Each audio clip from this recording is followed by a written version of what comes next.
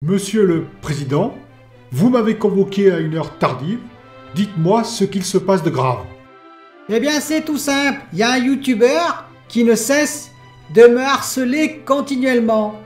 Depuis que j'ai trouvé, pour Brigitte, une PS5, il pense que je vais pouvoir lui trouver une carte graphique. Une Nvidia RTX je sais pas quoi. J'ai failli m'énerver et appeler le GIGN.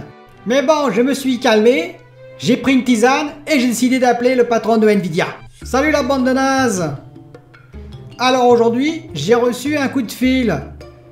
Le président d'un tout petit pays. Et vous savez quoi? Il veut une RTX 3080, comme si j'avais ça dans les placards. Et en plus, c'est pour un youtubeur français, la loose quoi. Donc vous vous démerdez comme vous voulez. Vous trouvez une GeForce 256 et vous lui expédiez pour son anniversaire. De toute façon, il y verra que du feu, c'est un français. Allez, je vous adore.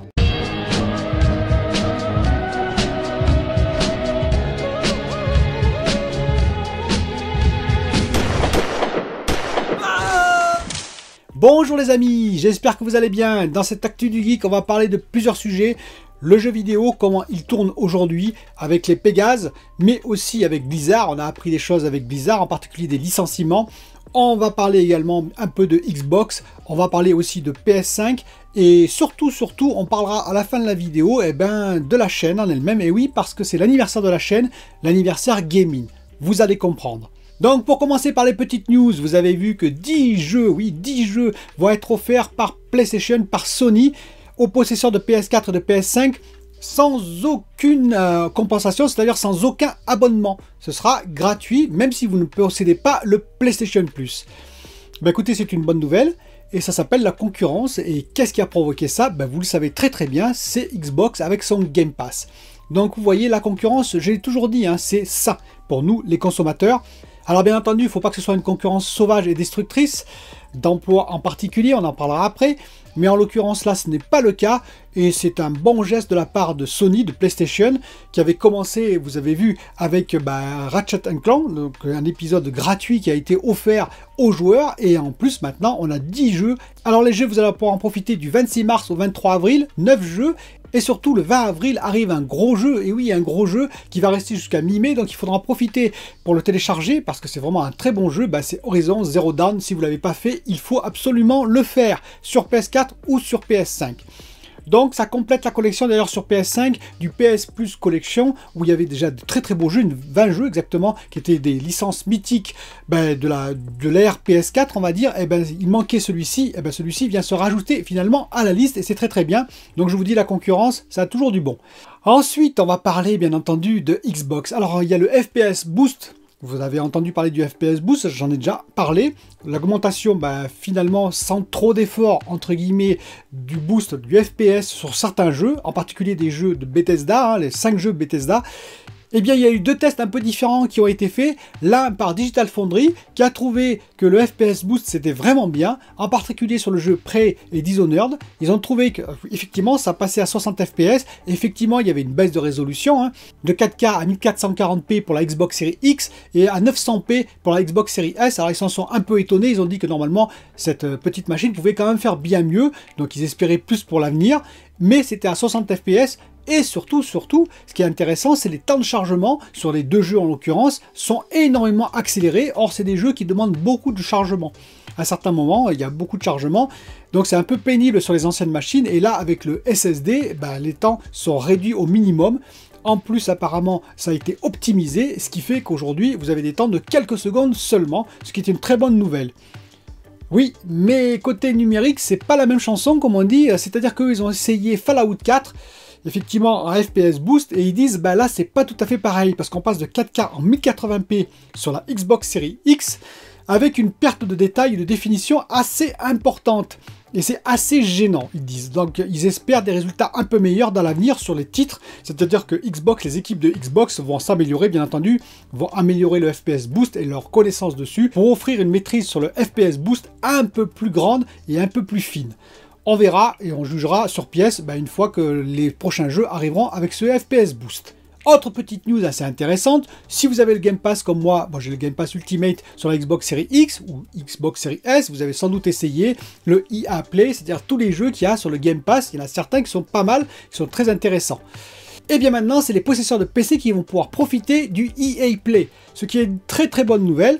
Ça prouve que l'offre de Xbox ne cesse de grandir et de s'accroître, et c'est très très bien pour nous.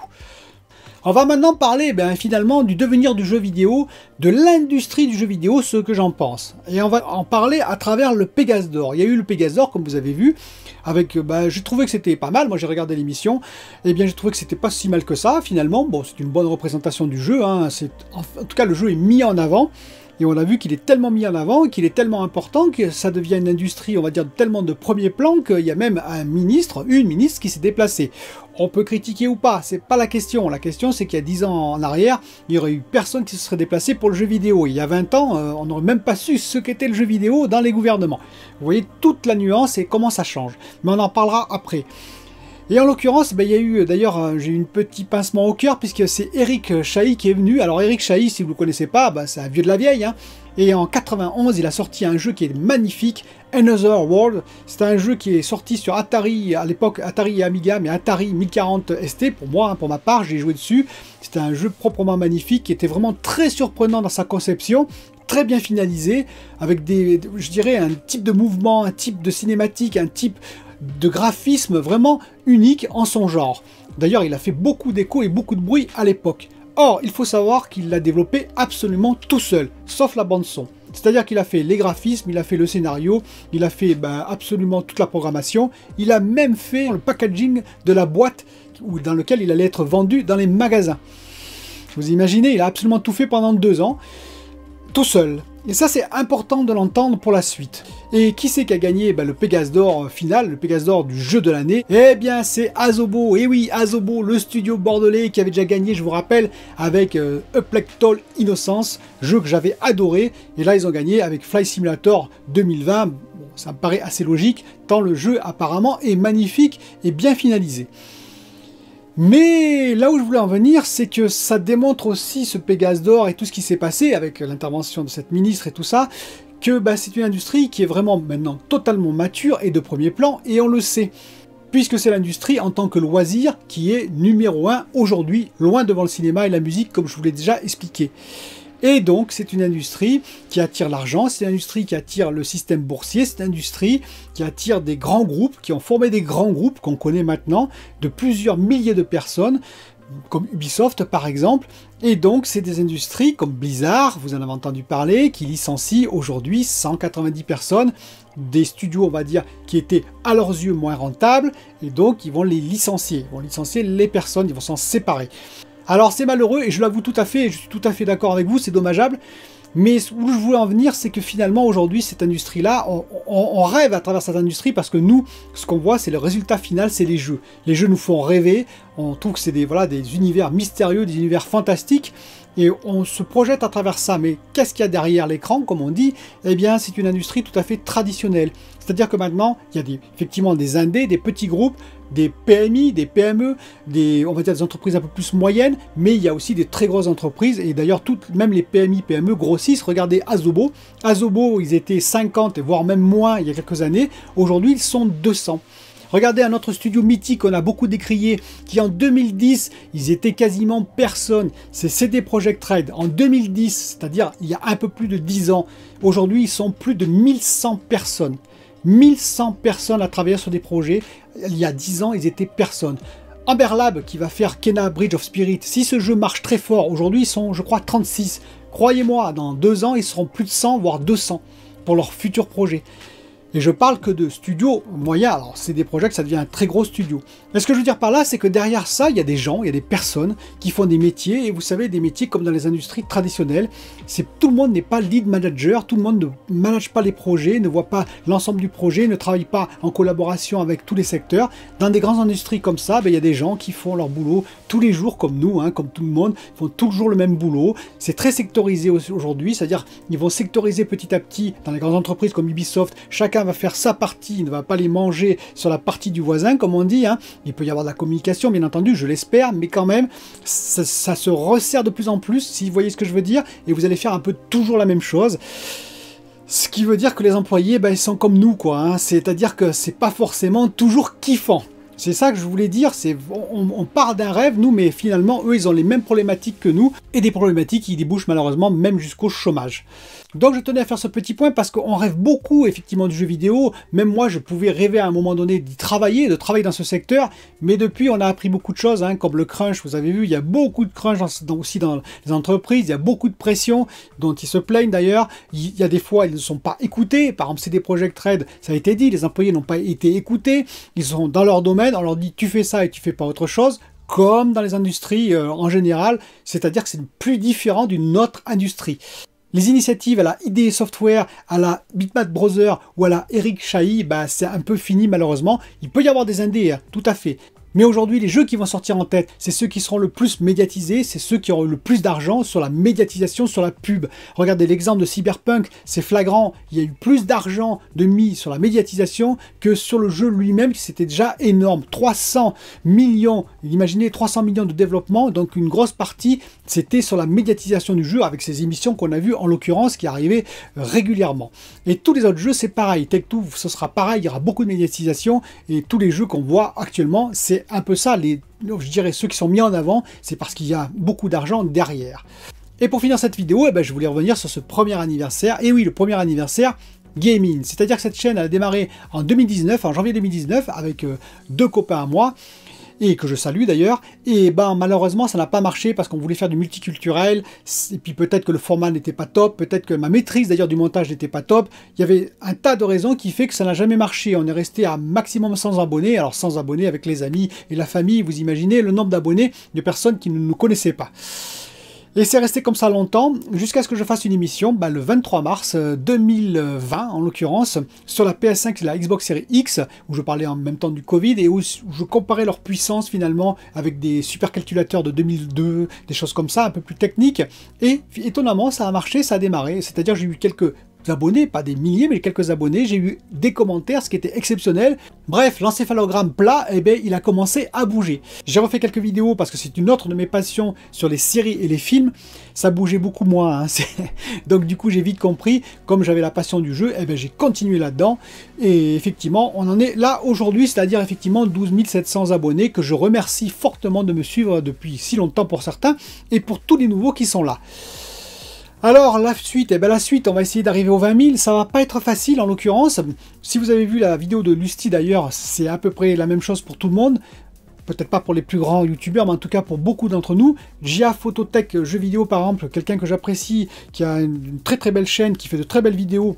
Apparemment, elle a beaucoup de problèmes en ce moment parce que ses vidéos ne dépassent pas 3, 4, 5 ou 8 000 vues, alors qu'elle a 67 000 abonnés. Ça veut dire un ratio extrêmement faible entre son nombre d'abonnés et ses vues. Moi, j'ai quand même un bien meilleur ratio, heureusement, et je vous en remercie. Mais ce n'est pas dû à la qualité de ses vidéos. C'est dû au bot de YouTube qui ne propose plus les vidéos, tout simplement. C'est-à-dire qu'il n'y a plus de notifications vers les abonnés. Et pire, si vous voyez cette courbe-là que j'ai prise, c'est pour vous montrer. La courbe bleue qui est en bas, c'est disons le bot de YouTube qui va proposer à des non-abonnés qui ne connaissent pas, qui n'ont pas vu mes vidéos, qui n'ont vu aucune de mes vidéos, il va proposer les vidéos pour dire, tiens, est-ce que tu es intéressé par ce YouTuber? Et vous voyez que ce chiffre est extrêmement faible. Alors bien entendu, ce sont les personnes qui sont allées voir. Donc il y en a peut-être 1 sur 10 ou 1 sur 20. C'est-à-dire qu'il a proposé quand même à 10 fois plus de personnes. Ça me paraît logique que tout le monde ne va pas aller sur ma vidéo parce qu'ils ont vu une vignette qui se disent, tiens, un nouveau youtubeur super génial. Mais quand même, ça montre le chiffre assez faible, parce que si on regardait avant, j'ai regardé avant, bien entendu, la proposition était beaucoup plus importante. Donc actuellement, le bot de YouTube, il a tendance effectivement à ne plus lancer les notifications vers les abonnés, ou moins en tout cas, et également effectivement à diminuer la proposition des youtubeurs vers de potentiels nouveaux abonnés. Alors c'est pas grave, hein, moi ça ne pose pas de problème, mais disons que ça peut poser des problèmes effectivement à des gens qui se professionnalisent ou à des gens qui veulent effectivement grandir plus vite. Donc nous verrons pour les 20 000 abonnés quand ce sera peut-être à la fin de l'année, on va dire en janvier, vu que je grandis actuellement de 500 abonnés par mois, ce serait peut-être pour la fin de l'année, eh bien tant mieux si ça arrive, et puis si ça arrive plus tard, ce ne sera pas grave. Je continuerai mes vidéos, ne vous inquiétez pas, Pour les lives, j'ai effectivement regardé. Ce qui me pose problème, c'est qu'actuellement, je n'ai pas un setup, une pièce dédiée pour faire des lives. Voilà, donc ça se passe dans la salle, donc c'est compliqué, puisque ma webcam est dans la salle, c'est compliqué de faire des lives comme ça, dans ces conditions-là. J'essaierai quand même d'en faire quelques-uns dans l'année, comme j'ai dit, mais c'est pas aussi évident que ce que je voudrais, parce que je voudrais en faire plus. Et je voudrais faire aussi du stream vidéo direct, par exemple sur Demon's Souls, vous pourriez rigoler avec moi en me voyant mourir 10 fois, bien que je m'améliore, mais on en parlera peut-être d'ailleurs dimanche, parce que je vais essayer en tout cas de faire un nouvel épisode sur Demon's Souls, et je vous raconterai une anecdote qui est assez marrante, mais en tout cas, j'aimerais faire du stream direct. Là aussi, c'est pas évident, parce que je n'ai pas le boîtier pour l'instant, mais dès que ça pourra venir, j'en ferai, je vous garantis que j'en ferai sur différents jeux. Voilà, cette émission est terminée, je tenais encore à vous remercier, et je vous dis à bientôt pour une nouvelle vidéo. J'aime bien, t'as dit on tire pas et il a tiré. Mais oui, mais il m'écoute pas. Non, mais il m'écoute jamais. Ouais, tu t'écoutes jamais. C'est dingue, hein. Et du coup, il n'a qu'à tirer, tout le monde a tiré. On Nos ennemis, droit. on a nos ennemis, Ouais. ouais, on les fixe, c'est comme ça. Mais en fait, on est tellement proche qu'on peut pas. On va pas pouvoir dégainer, c'est pour ça qu'on va tous mourir. Mais...